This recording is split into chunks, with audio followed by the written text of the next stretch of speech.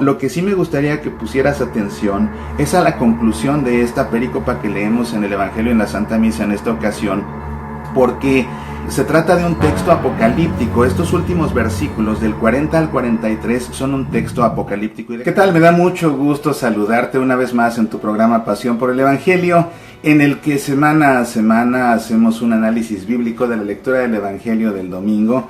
En esta ocasión analizaremos el Evangelio que leemos en este 16º domingo del tiempo ordinario, en el ciclo litúrgico A, en el que nos enfocamos principalmente en el Evangelio según San Mateo. Algunos llaman este domingo el domingo de la cizaña, y eso se debe a la parábola principal que comprende el Evangelio de hoy. Hay dos versiones en el Evangelio en esta Santa Misa, una versión corta que simplemente cubre la parábola de la cizaña. Hay una versión más larga que también se puede leer en la Santa Misa, que comprende otras parábolas también. Vamos en esta ocasión a enfocarnos en la lectura larga para proceder de ahí a hacer un análisis bíblico, y esto con el propósito de que comprendas a fondo la lectura del Evangelio, para que cuando la escuches este domingo en la Santa Misa puedas sacar el mayor provecho a la palabra de Dios. Y claro, si esto lo complementas con la humildad de tu sacerdote, poniendo atención a lo que él tenga que predicar, seguramente que descubrirás que es Jesús el que te está hablando a ti en primera persona, y algo te querrá decir que en este preciso momento de tu vida tú es que debes escuchar, pero para ello, por supuesto, tienes que abrir tus oídos.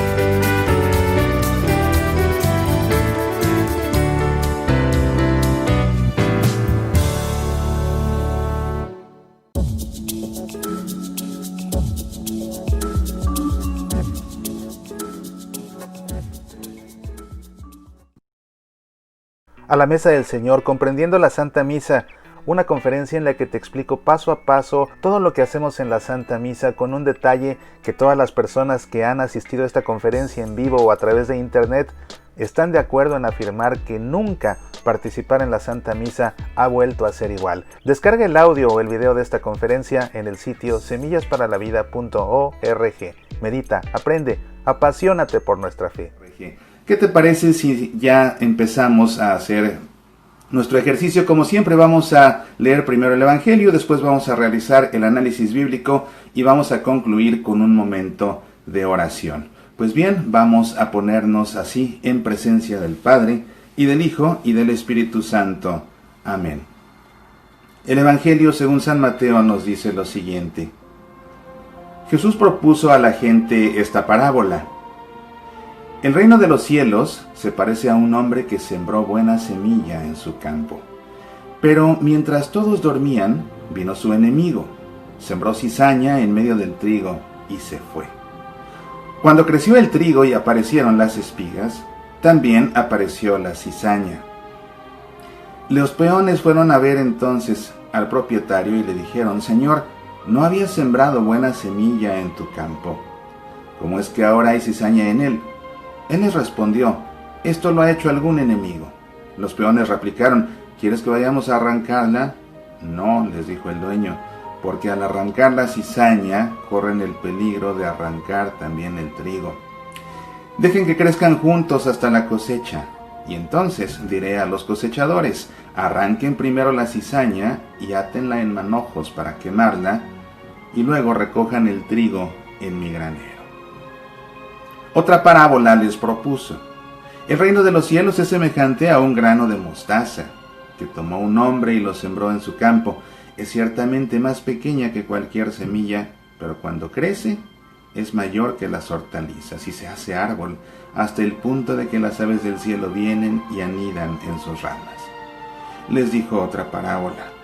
El reino de los cielos es semejante a la levadura que tomó una mujer y la metió en 3 medidas de harina, hasta que fermentó todo. Todo esto dijo Jesús en parábolas a la gente, y nada les hablaba sin parábolas, para que se cumpliese el oráculo del profeta: abriré en parábolas mi boca, publicaré lo que estaba oculto desde la creación del mundo. Entonces despidió a la multitud y se fue a su casa. Y se le acercaron sus discípulos, diciendo: explícanos la parábola de la cizaña del campo. Él respondió: el que siembra la buena semilla es el Hijo del Hombre. El campo es el mundo. La buena semilla son los hijos del reino. La cizaña son los hijos del maligno. El enemigo que la sembró es el diablo. La siega es el fin del mundo y los segadores son los ángeles. De la misma manera, pues, que se recoge la cizaña y se la quema en el fuego, así será el fin del mundo. El Hijo del Hombre enviará a sus ángeles, que recogerán de su reino todos los escándalos y a los obradores de la iniquidad, y los arrojarán en el horno del fuego. Allí será el llanto y rechinar de dientes. Entonces los justos brillarán como el sol en el reino de su Padre. El que tenga oídos, que oiga. Aquí tienes la forma larga del Evangelio que se nos propone en este 16º domingo del tiempo ordinario. Diferentes parábolas. Como siempre, un análisis bíblico comienza ubicando el texto en su contexto. Todas estas parábolas pertenecen al capítulo 13 del Evangelio según San Mateo, que se conoce como el discurso en parábolas. Y es que, como te explicaba en la emisión anterior, si te la perdiste, por favor búscala ya sea en Facebook o en nuestro canal en YouTube o en nuestro sitio semillasparalavida.org. Te explicaba acerca de las parábolas, cómo es que lo que hizo Mateo cuando escribió su Evangelio fue compilar diferentes parábolas que Jesús predicó a lo largo de su vida pública, no todas de golpe, sino a lo largo de su vida pública, las compiló y las puso todas juntas para que quedaran de una manera orgánica, de una manera catequética, ahí agrupadas. Escogió 7 representa la totalidad, y escogió 7, las 7 que le gustaron a él más, las 7 que más lo impactaron, o las 7 que consideró más importantes, y esas son las parábolas que presenta Mateo en su Evangelio. Recordarás que todo comienza con una escena en la que Jesús sale a predicar, es mucha la gente, Jesús se sube a una barca, la gente se sienta a la orilla y desde ahí, desde la barca, Jesús les predica. Pues bien, las primeras, o mejor dicho, estas parábolas que vemos en esta lectura del Evangelio, si lo ubicas en esa escena que compuso Mateo nuevamente para agrupar las parábolas de Jesús, pues Jesús, imagínatelo, porque así lo quiso Mateo, predicando desde una barca, y con la gente pues sentada alrededor en la orilla escuchando lo que tiene que decir. Después de que Jesús predica estas parábolas, se va a su casa y ya ahí en lo privado, en lo íntimo, es que sus apóstoles le piden que les explique la parábola de la cizaña, al igual que sucedió, como vimos el domingo anterior, con la parábola del sembrador. La misma situación, Jesús propone una parábola, después los apóstoles le piden que la explique y Jesús explica la parábola de una forma alegórica. ¿Qué significa esto? En un momento te lo comento. Hablarte de todas estas parábolas a fondo y hacer un análisis bíblico de todas ellas tomaría mucho tiempo que lamentablemente no tenemos en el espacio de Pasión por el Evangelio. De modo que nos enfocaremos en la parábola principal de este domingo, que es justamente la parábola del trigo y la cizaña. Y bueno, pues queda claro, ¿no? Ya sabes que viene aquí el enemigo y siembra la cizaña en el trigo del dueño del campo para que ésta crezca. ¿Y cuál era el propósito de sembrar la cizaña? Ahogar el trigo. ¿Y por qué es que quieren cegarla de inmediato? Pues porque la cizaña no era buena, no era comestible, era dañina, hacía daño. Y el problema es que creciendo con la cizaña, pues podía ahogarla o bien podía confundirse con el mismo trigo. De ahí que quieran ellos arrancarla de inmediato, pero el dueño del campo dice, no, esperen, y cuando venga el tiempo de la cosecha, pues ya separaremos la cizaña del trigo. El trigo y la cizaña son visualmente muy parecidos, son también espigas, y cuando comienzan a brotar se ven iguales, entonces es difícil distinguirlas. Es hasta el tiempo de la cosecha, cuando ya maduran tanto el trigo como la cizaña, que el trigo se identifica de la cizaña porque las espigas de trigo son más largas, la cizaña es más corta. Pero en tanto van creciendo, esto no se puede distinguir, se ven prácticamente iguales. De ahí que el riesgo de querer separar la cizaña del trigo desde un principio es elevado, porque al arrancar la cizaña se puede también, sin querer, arrancar el trigo. Y lo que va a suceder al final es que habrá menos trigo del debido, porque habrá trigo que se arranque junto con la cizaña. Por eso es que sabiamente Jesús dice, esperen. Recuerda, yo te comentaba la vez pasada, entendiendo que Jesús predicó una parábola acerca de un sembrador, cómo de ahí podíamos nosotros inferir que el auditorio que estaba escuchando a Jesús, esa comunidad de discípulos a los que Jesús les estaba predicando, debió ser una comunidad de agricultores, dado que para ellos era familiar la situación de sembrar y de ver lo que sucedía con las semillas dependiendo de la tierra en la que cayeran. Para ellos era fácil comprender una parábola. Te recuerdo que el propósito de las parábolas es dar una enseñanza velada, no una enseñanza directa, abierta, sino una enseñanza que invite a que la persona que está escuchando la parábola se involucre en la historia, la asimile primero, se vea reflejado, es una historia acerca de una situación que comprende quien está escuchando la parábola. Enseñar a través de la parábola implica que la persona tenga que interpretarla, lo que implica un ejercicio de razonamiento que lo conduzca a la verdad, que interactúe incluso con el maestro que enseña a través de la parábola, que de hecho no eran los maestros, no eran los rabinos los que enseñaban a través de parábolas, eran más bien los escribas los que echaban mano de las parábolas frecuentemente. De ahí que los apóstoles se sorprendan, los discípulos se sorprendan de que Jesús enseña en parábolas, porque Jesús es un rabino, es un maestro, no es un escriba. Pero finalmente todo este ejercicio pues ayuda a que las personas se involucren en la historia, tengan que hacer el ejercicio de entenderlas. Y bueno, pues fíjate cómo si veíamos que esta parábola del sembrador debió estar dirigida a una comunidad de agricultores y los apóstoles no la entendieron porque ellos, acuérdate, no eran agricultores, algunos pescadores, algunos se dedicaban a otra cosa, Mateo, recaudador de impuestos. Pues aquí vemos que sucede otra vez lo mismo. Jesús habla acerca de trigo y cizaña. ¿Quién entendía esto? Una comunidad de agricultores. ¿Quién no entendió? Los apóstoles, y por eso le vuelven a preguntar ¿qué significa todo esto que enseñaste? Y te decía que entonces Jesús les ofrece una explicación alegórica, una interpretación alegórica. ¿En qué consiste esto? Una alegoría es una historia en la que cada elemento de la historia simboliza algo. Y de hecho, pues la parábola anterior del domingo pasado, esta parábola del sembrador, era también una parábola desarrollada en estilo alegórico. Los diferentes tipos de suelos significaban algo. En este caso va a suceder lo mismo. Jesús da una explicación alegórica en la que presenta o en la que pues explica el significado de 7 símbolos. Fíjate qué interesante, de 7 símbolos. Es una parábola que se refiere claramente al reino de los cielos. Y la semilla no es el reino de los cielos. El reino de los cielos pues es precisamente ese tiempo de la cosecha. Ese es el reino de los cielos, lo que sucederá cuando por fin pues ya venga el momento del juicio final. Y estas 7 alegorías que Jesús desarrolla pues son estas.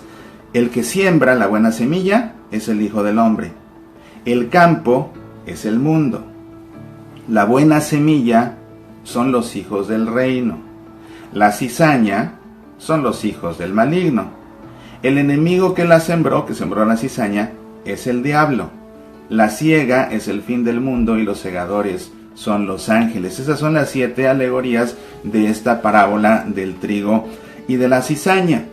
Y bueno, pues queda claro porque Jesús la explica con todas sus letras. Entonces cuando Jesús hace esto, pues a mí ya me ahorra el trabajo, ¿verdad? Ya no tengo yo mucho que analizar ni que interpretar porque Jesús se encarga de decírnoslo con todas sus letras. Sin embargo, lo que sí me gustaría que pusieras atención es a la conclusión de esta perícopa que leemos en el Evangelio en la Santa Misa en esta ocasión, porque se trata de un texto apocalíptico. Estos últimos versículos del 40 al 43 son un texto apocalíptico y déjame leértelos para que veamos después, hagamos un análisis de este apocalipsis. De la misma manera, dice Jesús, después de hablar después de explicar estas 7 alegorías, dice Jesús, de la misma manera pues que se recoge la cizaña y se la quema en el fuego, así será el fin del mundo. El Hijo del Hombre enviará a sus ángeles que recogerán de su reino todos los escándalos y a los obradores de la iniquidad y los arrojarán en el horno de fuego. Allí será el llanto y el rechinar de dientes. Entonces los justos brillarán como el sol en el reino de su Padre. El que tenga oídos, que oiga. Pues esto es un texto apocalíptico. Dentro del Evangelio encontramos textos apocalípticos. De hecho hay un discurso que específicamente así se ha denominado, el discurso apocalíptico de Jesús.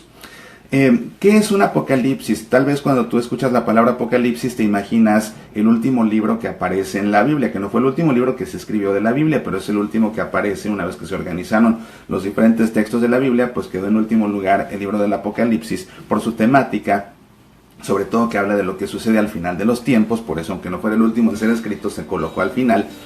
Y a lo mejor piensas tú en eso, dicen Apocalipsis y piensas pues el libro del Apocalipsis. En realidad se llama Apocalipsis, Apocalipsis en griego significa revelación, pero un apocalipsis es más bien un escrito que corresponde al género literario apocalíptico. Es un género literario que se desarrolló a lo largo de unos 4 siglos, más o menos 2 siglos antes de que naciera Jesús se comenzaron a escribir textos apocalípticos y unos 2 siglos después del nacimiento de Jesús se continuaron escribiendo textos apocalípticos.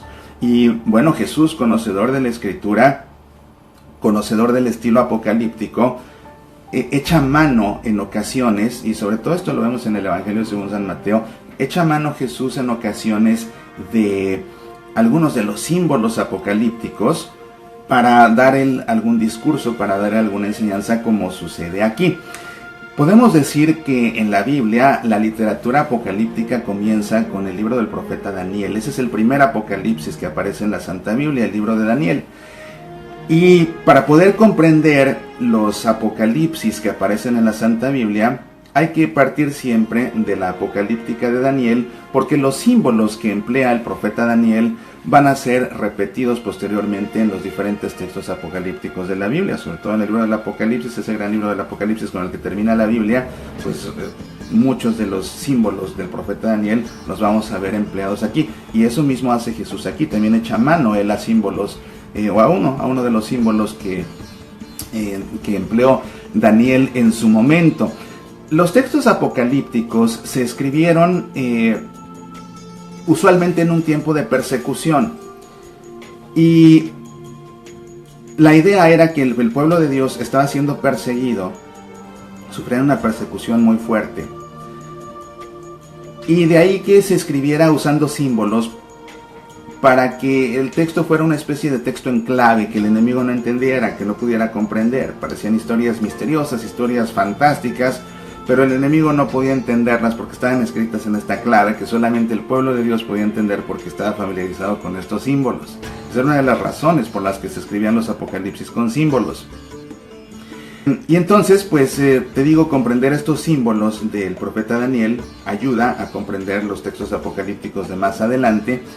Y una de las cuestiones del texto de los textos apocalípticos es que usualmente se desarrollan en 3 episodios: un tiempo de persecución, un tiempo de lucha y finalmente concluyen con la victoria final de Dios sobre aquel que está asediando al pueblo de Dios. En el libro del Apocalipsis, que aparece al final de la Biblia, en el del Nuevo Testamento, pues es un tiempo de fuerte persecución por parte de los romanos.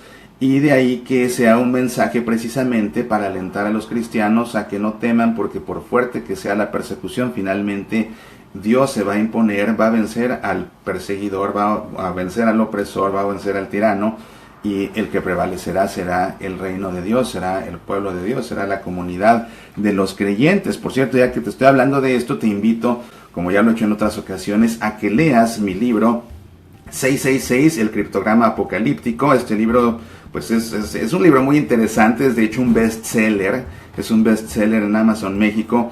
En este libro 666, el criptograma apocalíptico, hago un análisis bíblico muy detallado de la perícopa que habla sobre la segunda bestia del Apocalipsis, cuyo nombre es el 666. ¿Quién es esa bestia? Muchos, sobre todo porque ven películas en vez de ver la Biblia, bueno, se pueden ver películas, pero además de ver la Biblia, no en vez de. Muchos cuando ven el número 666 de inmediato piensan en el anticristo. Pero quien ha leído el libro del Apocalipsis, pues sabrá perfectamente que la palabra anticristo no aparece una sola vez, en el libro del Apocalipsis. Entonces, ¿será realmente el anticristo esta persona o esta entidad, o quién será realmente esa bestia cuyo número es el 666? Pues en este libro, a través de hacer el análisis detallado de este texto de la Escritura, podemos nosotros inferir quién es. Así que si quieres saber quién es, por favor no te quedes sin leer el libro. Lo puedes encontrar impreso, lo puedes encontrar también en edición digital, tanto en Amazon como en nuestro sitio semillasparalavida.org. La edición digital la descargas de inmediato, es muy económica, cuesta menos de $2.50, creo, de $2.50, menos de eso. Pídela, léela, aprende y aprende más acerca de la Sagrada Escritura. Pues bien, después de este comercial tan necesario por el tema que estamos tocando el día de hoy, continuemos entonces, ahora sí, para analizar este texto apocalíptico que presenta a Jesús como cierre de su interpretación de esta parábola. Y de ahí que entonces, siendo esto un apocalipsis, nos damos cuenta que se trata de una parábola apocalíptica. Además, algo interesante de los textos apocalípticos es que siempre hacen ciertas referencias al final de los tiempos, ¿verdad? Cuando sea la victoria definitiva, si se enfrenta a una batalla contra un opresor, pues qué mejor saber que la última palabra definitiva, categórica, total y contundente la tendrá Dios, y su palabra definitiva será al final de los tiempos. De ahí que los textos apocalípticos de alguna manera no solo se refieren al acontecimiento presente, sino que siempre dejan ver lo que sucederá al final. Y de ahí que los textos apocalípticos suelan ser escatológicos, precisamente porque se refieren a lo que va a suceder al final. Este texto, esta parábola, es también no solo una parábola apocalíptica, es también una parábola escatológica, porque habla de lo que sucederá al final, en ese momento de la siega. Y así, bueno, vamos a ver este texto apocalíptico que dice: de la misma manera pues que se recoge la cizaña y se la quema en el fuego, así será el fin del mundo. Y ahí la referencia a la escatológica. Dice Jesús: el Hijo del Hombre enviará a sus ángeles. Ya, el término el Hijo del Hombre, no dice yo enviaré a mis ángeles. Dice el Hijo del Hombre, ya ese término del profeta Daniel, precisamente, ya un término muy apocalíptico. El Hijo del Hombre enviará a sus ángeles, que recogerán de su reino todos los escándalos y a los obradores de la iniquidad, y los arrojarán en el horno de fuego. El horno de fuego es un símbolo que se emplea en la Sagrada Escritura para referirse a dos cosas. Puede haber dos hornos de fuego: un horno de fuego donde hay purificación, o un horno de fuego donde hay un castigo muy fuerte. Y en este caso, ¿a qué se refiere Jesús? ¿A la purificación o al castigo? En este caso Jesús se refiere al castigo. ¿Cómo lo sabemos? Porque después de esto dice: allí será el llanto y rechinar de dientes. Ese llanto y rechinar de dientes es precisamente una referencia, una expresión apocalíptica al castigo de los malos. Fíjate, ese llanto y rechinar de los dientes. Es fuerte la expresión, en un horno de fuego. Y de ahí es que nosotros visualizamos el infierno precisamente como un lugar en llamas donde la gente pues está llorando, está desesperada, está maldiciendo su suerte. Este rechinar de dientes era una práctica un hábito que tenían los judíos de aquel tiempo de Jesús. Rechinar los dientes era una forma de maldecir a una persona. Entonces, cuando dice Jesús el llanto y rechinar de dientes en ese horno de fuego, significa que esas personas van a estar maldiciendo ¿qué? Maldiciendo su suerte eterna de estar ahí ya llorando para siempre, quemándose en las brasas, pues por haber optado por el camino del mal y no por el camino de Dios. Pero por el contrario, yo te digo, los textos apocalípticos son mensajes, aunque son aterradores por lo que dicen, son mensajes que llevan una buena noticia, son mensajes evangélicos a fin de cuentas. Dios tiene la última palabra, y su última palabra no es una palabra de castigo, su última palabra es una palabra de amor y de bendición. Y así termina este apocalipsis que presenta Jesús. No termina con el llanto y rechinar de dientes de la cizaña. Termina con ¿qué? Con que los justos brillarán como el sol en el reino de su Padre. Es como termina. Esa es la última palabra de Dios, una palabra de amor y de bendición, una palabra de salvación. Y esta expresión que emplea Jesús, entonces los justos brillarán como el sol en el reino de su Padre, es un eco a una expresión apocalíptica del profeta Daniel. Si abres Daniel 12:3 vas a ver que él escribió: los doctos brillarán como el fulgor del firmamento. Y Jesús, haciendo eco a estas palabras apocalípticas de Daniel, los doctos brillarán como el fulgor del firmamento, dice: los justos brillarán como el sol en el reino de su Padre. El que tenga oídos, que oiga, es decir, que entienda. Pero el que tenga oídos, pues todos tenemos, sí, pero Jesús se refiere a el que tenga los oídos abiertos, el que tenga oídos para esto, que escuche. El que tenga los oídos abiertos al mal, a su egoísmo o a tonterías, o los tenga cerrados por su egoísmo, pues no va a poder comprender. Pero el que tenga oídos abiertos y dispuestos, ese es el que comprenderá todo esto que acabo de explicar. Pues este es el análisis bíblico de este texto del Evangelio que leemos en la Santa Misa. Seguramente que esto te permitirá comprender mejor la lectura del Evangelio. Y como ves, pues es un tema muy interesante. Las parábolas siempre resultan fascinantes, son historias, a todos nos gustan los cuentos. Que mejor que Jesús nos evangelice a través de estos cuentos tan bonitos.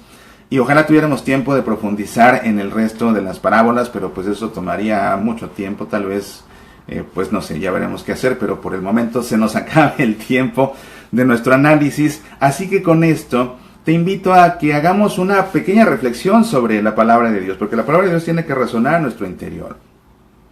Y lo que yo reflexiono de esto es cómo, fíjate, Jesús habla de esto porque en ese tiempo, en el tiempo en el que Jesús da esta enseñanza, la comunidad de judíos eran muy impacientes, eran muy intolerantes con los que no vivían según la ley de Dios. Y querían de inmediato echarlos fuera, querían de inmediato ningunearlos, querían de inmediato deshacerse de ellos, querían expulsarlos de las comunidades. Esa era la actitud, era una actitud de nosotros los buenos, y el que no viva según estos estándares, no lo queremos aquí, lo despreciamos. Entonces era una cultura de despreciar a los malos, pero resulta que todos acabamos siendo pecadores. Entonces, si vamos a despreciar a los malos, tenemos que empezar por despreciarnos a nosotros y expulsarnos a nosotros mismos de la comunidad. No es así, no es así.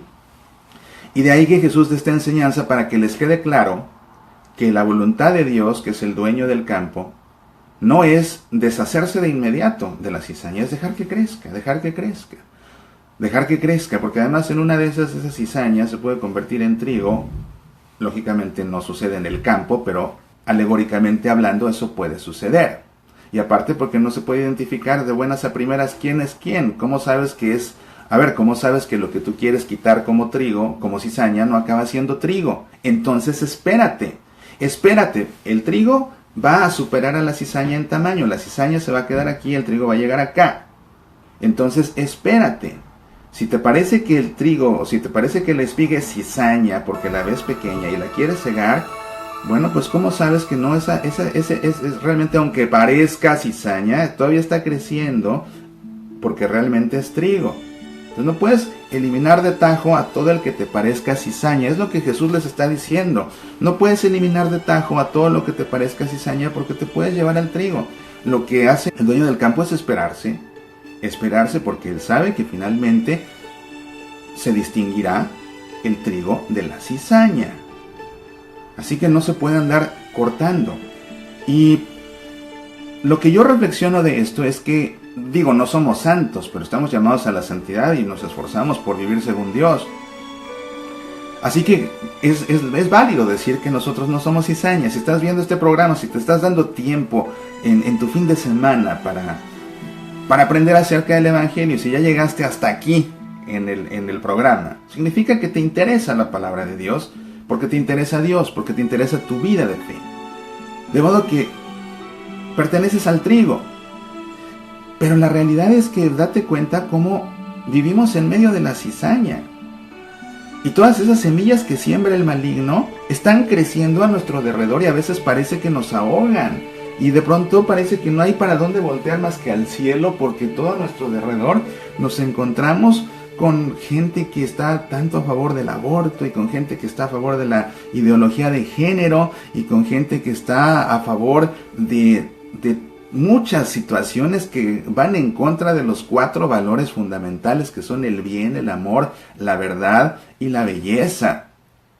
El consumo de drogas, la permisividad del consumo de drogas, que hacen daño a la gente, que le hacen daño en su físico, que le hacen daño en sus capacidades mentales.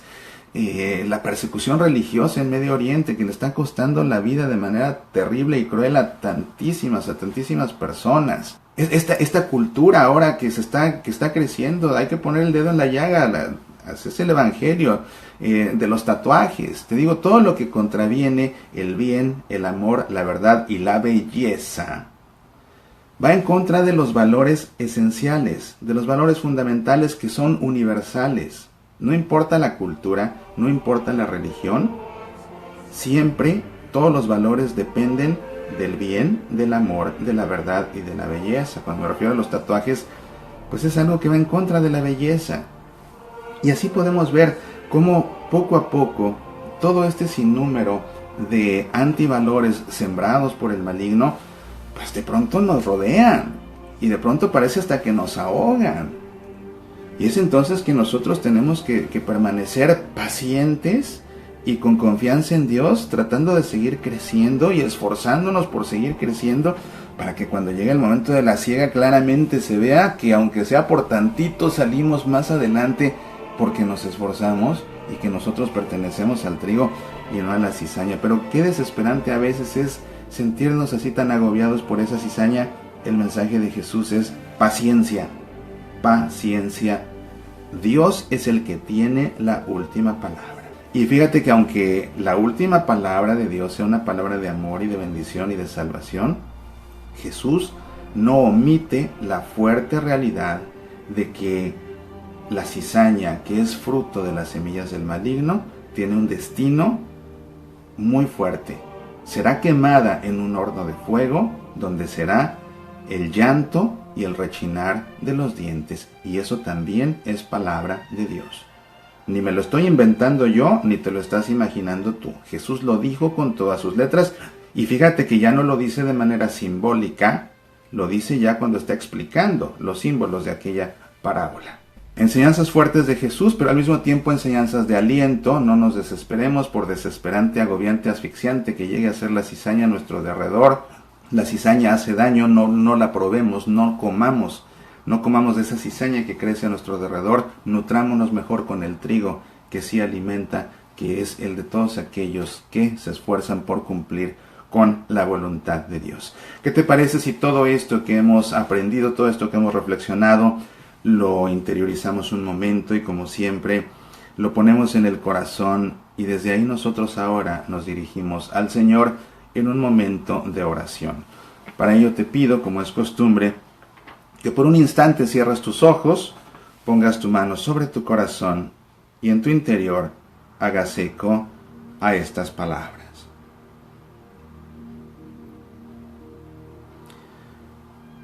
Oh Jesús, establece en medio de nosotros y dentro de nosotros, con el poder de tu Santo Espíritu, el reinado de Dios Padre, que es también tu propio reinado. Siembra en nuestras almas la semilla de ese reino y haz que produzca un gran tanto por ciento. Escóndelo en nuestro corazón como un pequeño grano de mostaza, o un poco de levadura que ensanche en nosotros tu reino. Que encontremos, Jesús, el tesoro del reino de los cielos. Danos esa perla preciosa que solo se adquiere desprendiéndonos de todo.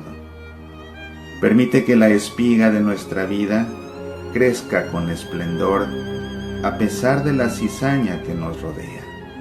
No permitas que ésta nos ahogue, antes bien, concédenos que al venir tus ángeles en el tiempo de cosecha, nos recojan en tu reino.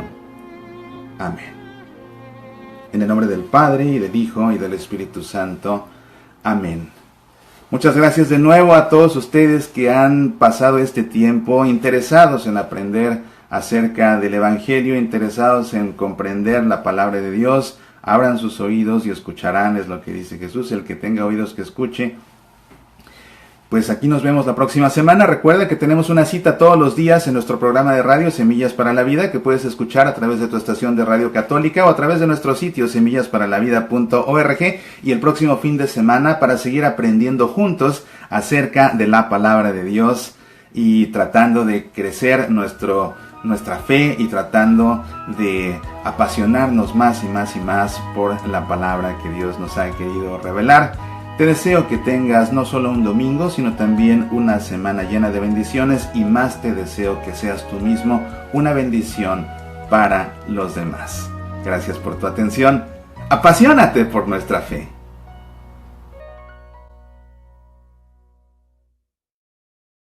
Si estás viendo Pasión por el Evangelio es porque te interesa estudiar a fondo la Sagrada Escritura. Es la razón por la que te invito a que descargues el video de mi conferencia Métodos de Interpretación Bíblica en la Iglesia Católica. En esta conferencia damos un recorrido por diferentes métodos de exégesis bíblica empleados en la Iglesia Católica, tales como el método histórico crítico, la influencia de los textos, la lectura canónica, el análisis semiótico, el análisis narrativo, el análisis psicológico, el análisis retórico y otros más. Esta conferencia resulta imprescindible para seminaristas, sacerdotes, lectores de la Santa Misa, coordinadores de círculos bíblicos, catequistas y todo católico interesado en el estudio de la Sagrada Escritura. Descarga el video en semillasparalavida.org. Medita, aprende, apasionate por nuestra fe.